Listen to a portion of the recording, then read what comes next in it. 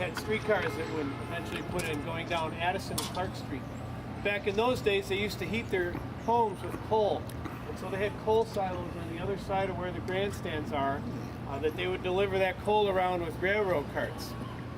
So by 1910, all of a sudden Lakeview is a pretty noisy area and very busy and not a very good place for a seminary, as you can imagine. So they moved out of here, and the property was abandoned for a few years until 1914, and this new baseball league was forming known as the Federal League. The Federal League was trying to compete against the major leagues. So this park wasn't actually built for the Cubs. They were the second team to come in here and play baseball. The Federal League, as I said, trying to compete against the Cubs. The Cubs were at West Side grounds on the west side of the city. The White Sox in 1910 had moved into the south side with Comiskey Park. So the north side didn't have a stadium or a team. It seemed like a good fit. And again, that elevated train out there was a good reason why they chose this site. Charlie Wiegman was the owner of that team. He's the guy that had the ballpark built here. Charlie Wiegman made his money in the city here with lunch counters. He had a bunch of like diner type restaurants, about a dozen of those. And he'd been trying to get into Major League Baseball for years, but they wouldn't let him in. He was kind of the Mark Cuban of his day. They didn't really like him, and so they wouldn't let him buy a team. So he decided to get into this Federal League franchise. He hired an architect by the name of Zachary Taylor Davis to design the stadium for him.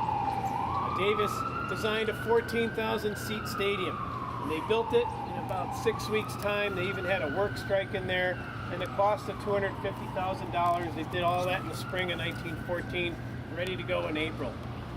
14,000 seats, that's not very many. Right now, our capacity is 41,160.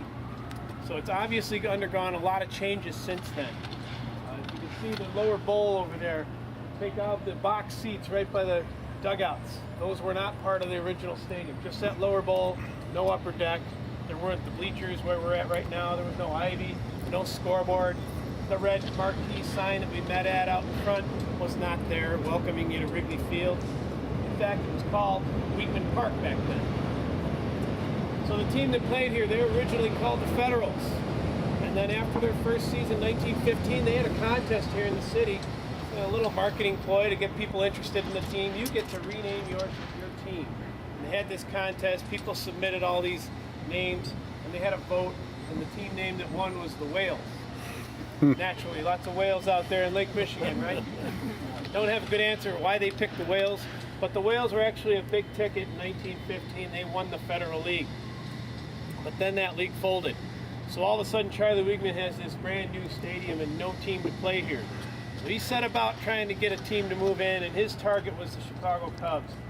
Back then, they were owned by the Taft family. They lived in Cincinnati. They're Reds fans here. They also